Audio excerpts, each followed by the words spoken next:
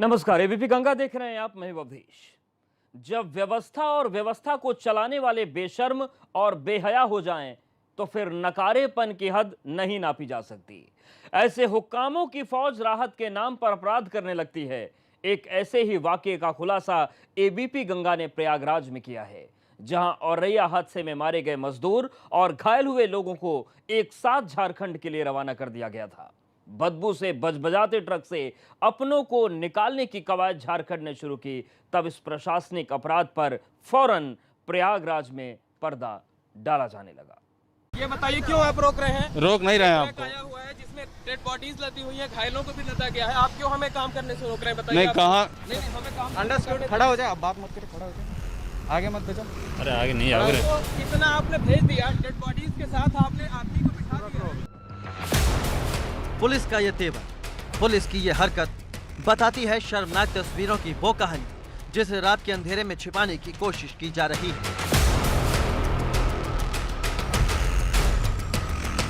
ये कोशिश है अपनी हरकत को छिपाने की, ये कोशिश है यूपी पुलिस की संवेदनहीनता को दबाने की, ये कोशिश है कफन में लिपटी लाशों के साथ मौजूद जिंदा लोगों के साथ बदसलूकी की कहानी छिपाने की।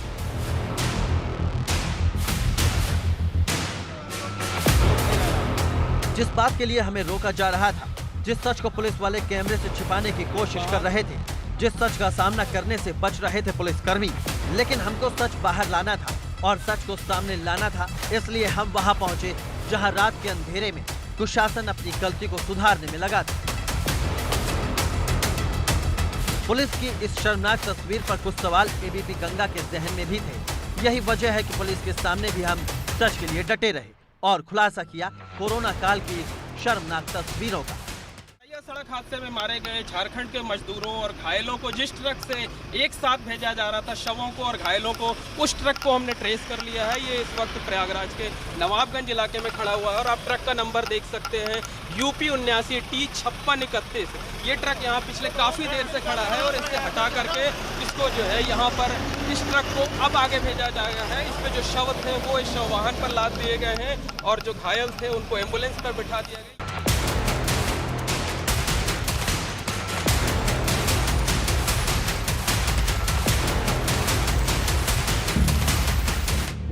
जिस ट्रक को पुलिसकर्मी छिपाने की कोशिश कर रहे थे, उस ट्रक में मौजूद थे सरकारी अमले के पत्थर दिल होने के सबूत।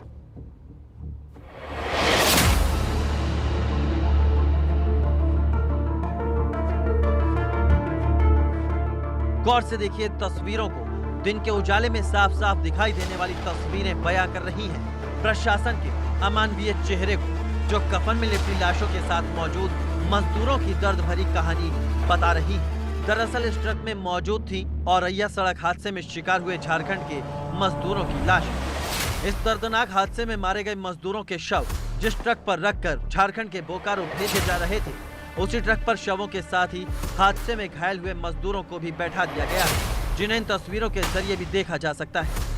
शवों से आ रही तेज दुर्गंध के बीच बैठाए गए घायलों की इस तस्वीर ने यूपी पुलिस की खूब किरकिरी कराई। बोकारो जा रहे जिस ट्रक पर 8 शवों के साथ 3 मजदूरों को बैठाए जाने की तस्वीर वायरल हुई थी, उसके साथ के बाकी दोनों ट्रकों को भी प्रयागराज के नवाबगंज इलाके में NH2 पर रोक लिया गया।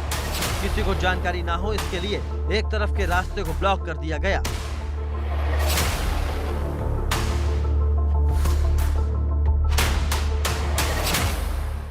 और हैरत की बात देखिए कि औरैया से झारखंड के लिए जो ट्रक रवाना किया गया, उस पर जो मजदूरों के शव रखे गए, उन्हीं के साथ साथ घायलों को भी रख दिया गया। यानी जिस ट्रक में शव रखे हुए हैं, उसी ट्रक में घायलों को भी रख दिया गया है, घायलों को भी बिठा दिया गया था। इस मामले में जब झारखंड के मुख्यमंत्री हेमंत सोरेन ने ट्वीट किया है, तब जाकर के यूपी सरकार जागी है। ये ट्रक है जो कि सामने खड़ा हुआ है, इसी पर जो है 8 डेड बॉडीज रखी गई थी।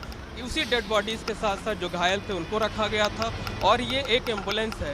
ये इस एम्बुलेंस पर जो घायल हैं उनको अब शिफ्ट किया जा रहा है। अब ये ट्रक जा रहा है आगे की तरफ, इसको बढ़ाया गया है। इस पर डेड बॉडीज हैं और वो डेड बॉडीज लेकर के ये ट्रक अब झारखंड के लिए रवाना हो रहा है। और जो ये बताइए क्यों आप एबीपी गंगा रात के अंधेरे में उस सुनसान जगह पर भी पहुंचा। ट्रकों के करीब पहुंचते ही पुलिस वाले हमें काम करने से रोकने लगे। कोई कैमरे पर हाथ मारता रहा तो कोई हमें ढकेलता रहा। कुछ देर पहले हमने आपको दिखाया कि जो घायल थे उनको उतारा गया है, उनको एक एम्बुलेंस में रखा गया है और जब जो शव हैं उन शवों को भी अब ये शव वाहन आए हैं, उस शव वाहन पर रखे जा रहे हैं ये सारे के सारे शव। यानी अब ट्रक से किसी को नहीं भेजा जाएगा, शव वाहन से जो है जो शव हैं झारखंड के वो बोकारो भेजे जाएंगे और इसके साथ साथ जो है जो घायल हैं उनको अलग एम्बुलेंस से भेजा जा रहा है। तो शव अलग कर दिए गए हैं शव वाहन पर और जो घायल हैं उनको अलग कर दिया गया है। एक ट्रक के ड्राइवर राजेश ने बताया कि शवों से इतनी दुर्गंध आ रही थी कि आगे भी बैठना मुश्किल हो रहा था। रैया से चलने के बाद जब उन्हें घायलों के बारे में एहसास हुआ तो उन्होंने मानवीयता दिखाते हुए घायलों को अपने वाहनों की आगे केबिन में बैठा लिया। और यस लिया है सर। इसमें कौन कौन था? इसमें सवारी थी 5 लोग और ड्राइवर थे और पुलिस वाले थे सर। और शव भी कुछ थे इसमें? नहीं थे सर, कुछ डेड बॉडीज भी थी? डेड बॉडी थी सर। एक में 5 थी, एक में 6 थी, एक में 6 थी, 17 बॉडी थी सर। अच्छा, आपकी गाड़ी में कितने थे? 5 सर। 5 थे। हाँ। और उसमें घायल कितने थे? मेरी गाड़ी में कोई घायल नहीं था सर। आप दूसरी गाड़ियों में कितने थे? उसमें एक था, 2 थे। मतलब जिन गाड़ियों पे शव रखे हुए हैं उन्हीं गाड़ियों पे घायलों को भी रखा गया था? नहीं, अंदर नहीं थे, वो केबिन पे बैठा रही थी सर। केबिन में बैठे थे? लेकिन शुरू में तो वहाँ बैठे थे ना? वहाँ पे बैठा रही थी इसलिए कि यहाँ से निकले फिर आगे बैठा लेंगे, तो आगे बैठा लिया था फिर सर। अच्छा, लेकिन जब वहाँ से चले थे तब तो थे साथ में? हाँ सर। तब मतलब जब आप वहाँ से चले थे तब गाड़ी में शव भी थे और वहीं पर जो है क्या कहते हैं घायल भी थे? आधा किलोमीटर साहब निकले थे, वहाँ से फिर बिठा लिए थे, आगे थे। अच्छा अच्छा। हाँ सर। मतलब वहाँ से बिठा दिया गया, लेकिन आप लोगों को ये ठीक नहीं लगा कि ये थोड़ा सा अमानवीय सा लगेगा तो आपने पीछे से हटा के घायल को आगे बिठा लिया? हाँ सर। क्या हाँ, किया था? आगे बिठा रही थी मैंने सर। कवरेज के दौरान ही एक ट्रक और शव वाहन को वहां से भेजकर छिपा दिया गया। रात करीब 9:15 बजे शव वाहनों और एम्बुलेंस को आगे के लिए रवाना कर दिया गया। साफ है कि औरैया का हादसा जितना दर्दनाक था उससे ज्यादा दर्दनाक सरकारी अमले की ये हरकत थी।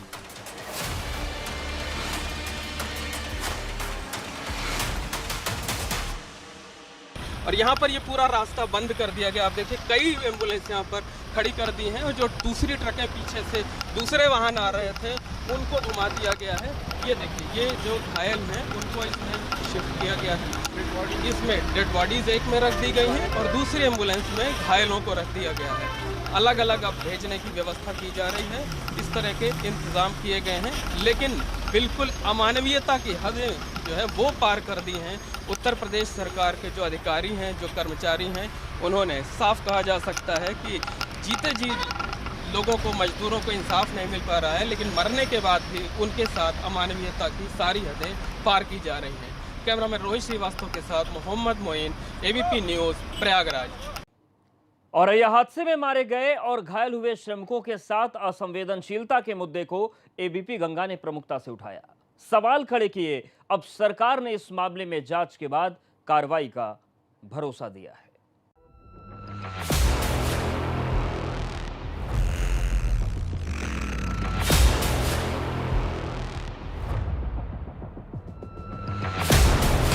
मजदूरों के साथ किए गए पुलिस के इस दुर्व्यवहार को जब एबीपी गंगा ने प्रमुखता से दिखाया, सच को दिखाने के लिए हमारी टीम ने हौसला नहीं हारा, बल्कि हम मैदान में डटे रहे और हर तस्वीर को सामने रखा। औरैया हादसे में घायल मजदूरों के शवों के साथ बैठा जाने की खबर से हड़कंप मच गया। एबीपी गंगा पर खबर दिखाने के बाद शासन और प्रशासन हरकत में आया और अब मामले की जांच की बात कही जा रही है। सूबे के दोनों डिप्टी सीएम केशव प्रसाद मौर्य और दिनेश शर्मा ने मामले की गंभीरता को देखते हुए जांच की बात कही है। नहीं, अमानवीय गलती बिल्कुल नहीं होनी चाहिए। उनको सुरक्षित पहुंचाने का, सरकार ने सुरक्षित पहुंचाने का पूरा इंतजाम करके रखा था। बसें उपलब्ध कराई गई थी। अगर आप जैसा इस प्रकार की घटना की जो चर्चा आई है, ऐसा नहीं होना चाहिए था। सरकार इसको चेकिंग जांच कराएगी। जांच कराने के बाद अगर कोई दोषी होगा तो दंडित होगा। औरैया हादसे में घायल मजदूरों को शवों के साथ बिठाए जाने के मामले में प्रयागराज रेंज के आईजी पुलिस केपी सिंह ने भी खुद सामने आकर सफाई पेश की है। उन्होंने कहा कि औरैया प्रशासन की तरफ से जो गलती हुई थी, प्रयागराज प्रशासन ने उसे दुरुस्त करा दिया है। हमारे साथ इस वक्त हैं प्रयागराज रेंज के आईजी केपी सिंह साहब, जिन्होंने कल जो है शवों को अलग और जो घायल हैं उनको अलग भिजवाया था। सर, कैसे आप लोगों को जानकारी मिली थी और कितना टाइम लगा था? कैसे अरेंजमेंट आप लोगों ने किया? देखिए, ये शासन से निर्देश आया कि औरैया से जो बॉडीज़ आ रही हैं उनको आगे तो बर्फ़ उपलब्ध कराई जाए और उनको सम्मानजनक तरीके से उनको ट्रांसफ़र, जो कि लंबी दूरी है तो उनको ट्रांसफ़र कर दिया जाए 100 वाहनों में, जो एसी और जहाँ पे टेम्परेचर मेंटेन किया जा सके। शासन की सूचना पे हम लोगों ने औरैया से कोऑर्डिनेट किया और औरैया प्रशासन, जो वहाँ के आईजी साहब हैं, उनका भी फ़ोन आया, वो लोग भी लगे थे। प्रशासनिक जो अधिकारी हैं शासन से, उनको भी निर्देश मिले थे। तो एक कोऑर्डिनेशन के साथ उसको ट्रेस करके हम लोगों ने उनको, जो गाड़ियों से शव जा रहे थे, उनको रोका। केपी सिंह के मुताबिक शासन से सूचना मिलने पर रात को 6 एम्बुलेंस और शव वाहनों का इंतजाम किया गया और पुलिस स्क्वाड के साथ उसे आगे के लिए रवाना किया गया। इस दौरान मेडिकल प्रोटोकॉल का पूरी तरह पालन किया गया। देखिए, शिफ्टिंग की प्रक्रिया में लगभग 1.5 से 2 घंटे लगे, क्योंकि सारे एम्बुलेंसेस को वहाँ ले जाना था नवाबगंज बॉर्डर पर, और सीएमओ से सारे ड्राइवर्स को इंतज़ाम करना था उनके तेल का और उनके जाने का।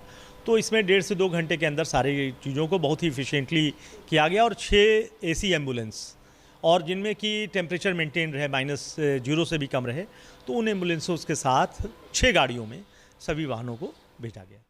इतना ही नहीं, शिफ्टिंग की कार्रवाई के दौरान, कवरेज के दौरान एबीपी गंगा की टीम को पुलिस द्वारा रोके जाने के मामले में संज्ञान लिया जाएगा। उनका मानना है कि एबीपी गंगा के साथ जो पुलिस कर्मियों की जिरह, कोई कंफ्यूजन नहीं। सर, एक चीज़ हमने देखा था, रात को हम जब शिफ्टिंग हो रही थी, हम कवरेज करने के लिए पहुंचे थे, तो वहाँ जो पुलिस वाले थे वो हमें जानकारी देने के बजाय मीडिया से ही, हमारी टीम से ही उलझ रहे थे। लगातार वो तस्वीरें भी आप चैनल पे देख रहे हैं। क्या उस मामले में कुछ किया जाएगा? जी, ये देखिए, ये कहीं से उनको कन्फ्यूजन हो गया था, और वो चूँकि एक शिफ्टिंग का एक प्रोटोकॉल है कि उसको पूरे सम्मान के साथ उस शवों को कैसे कर रहे हैं, ये एक पब्लिक डोमेन की बात नहीं थी।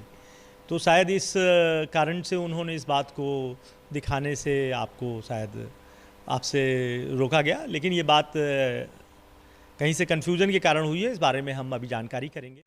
ट्रक में शवों के साथ घायलों को भी रखा गया था। बदबू इतनी तेज थी कि वहां पर मौजूद मजदूरों का बैठना मुश्किल हो रहा था। इस दौरान पुलिस वाले एबीपी गंगा संवाददाताओं को कवरेज करने से रोक रहे थे, तस्वीरें लेने से मना कर रहे थे। जाहिर सी बात है, कोशिश थी सबूतों को मिटाने की, जिस पर अब सफाई और जांच की बात कही जा रही है। मोहम्मद मोइन, प्रयागराज, एबीपी गंगा। और अब बात होगी घर जाने की जल्दी में कोरोना को भूल जाने और महामारी के खतरे को दरकिनार करने वाली तस्वीरों की।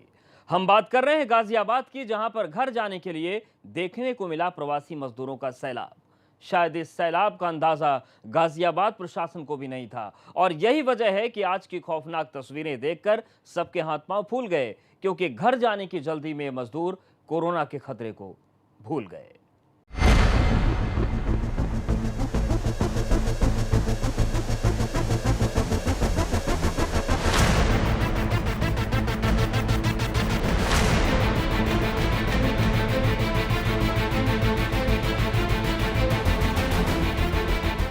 इतनी भीड़ तो कितना कोरोना।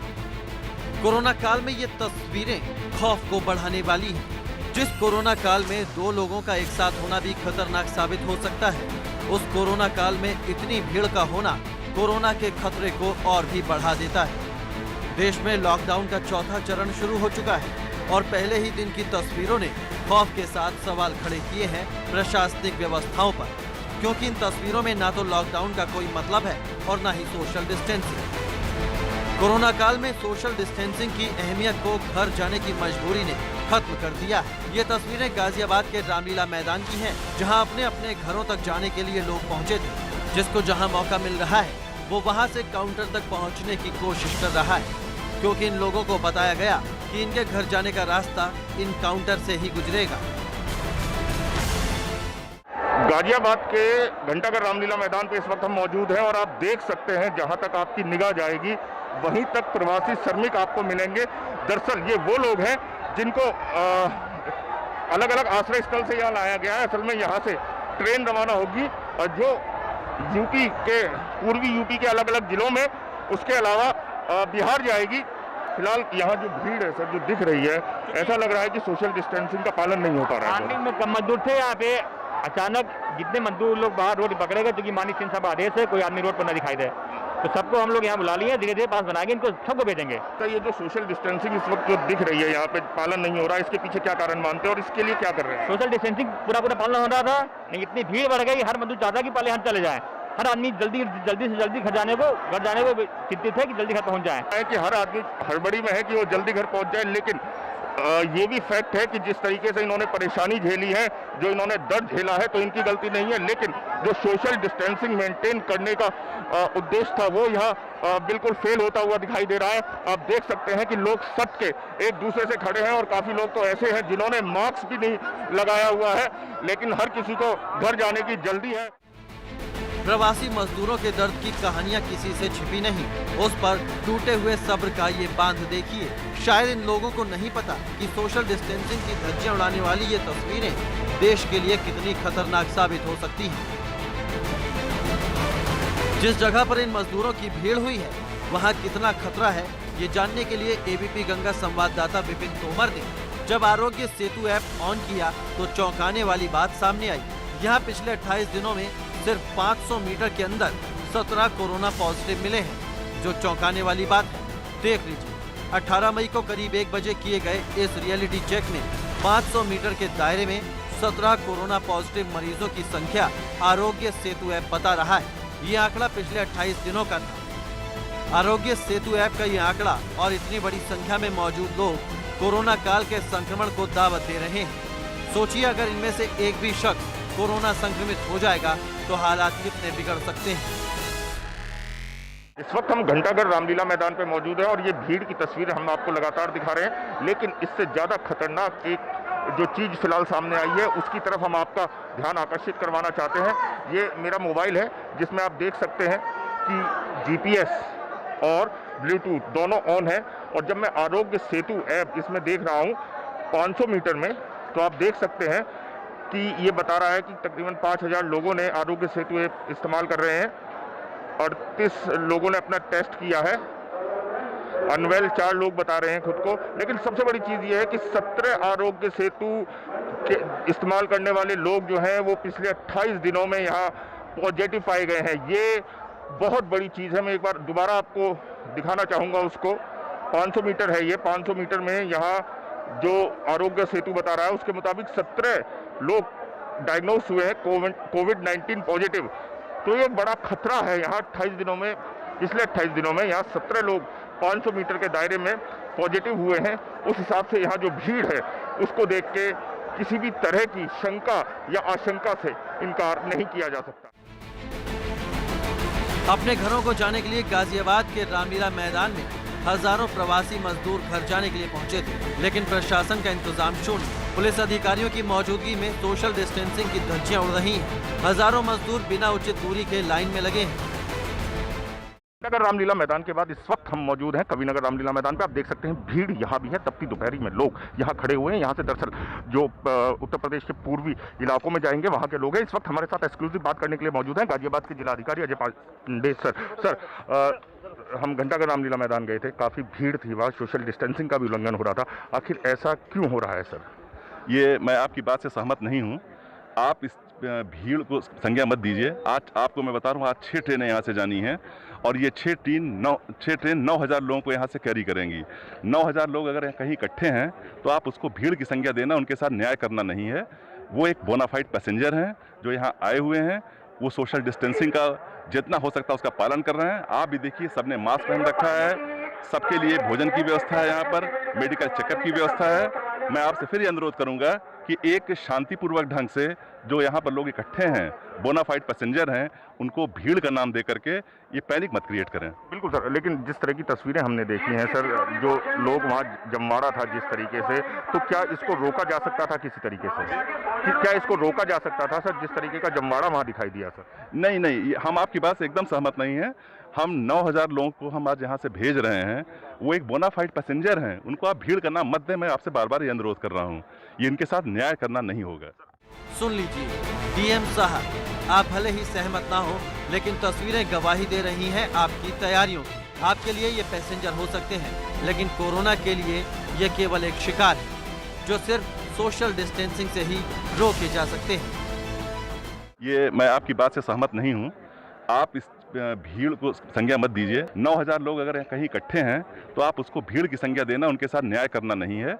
वो एक बोनाफाइड पैसेंजर हैं जो यहाँ आए हुए हैं।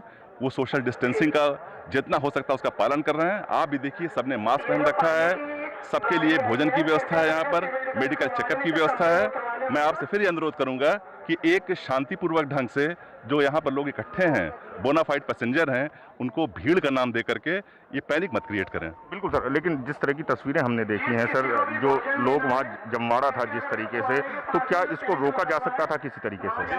क्या इसको रोका जा सकता था सर, जिस तरीके का जमवाड़ा वहाँ दिखाई दिया सर? नहीं नहीं, हम आपकी बात से एकदम सहमत नहीं।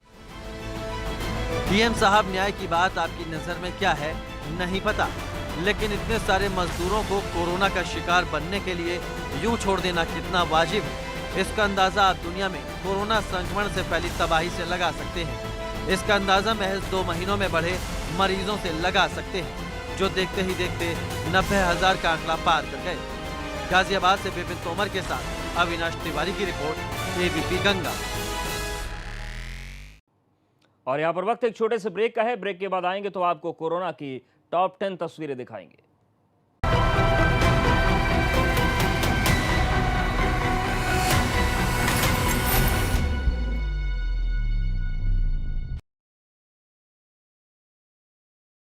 मैडम, ये तो जादू की छड़ी है।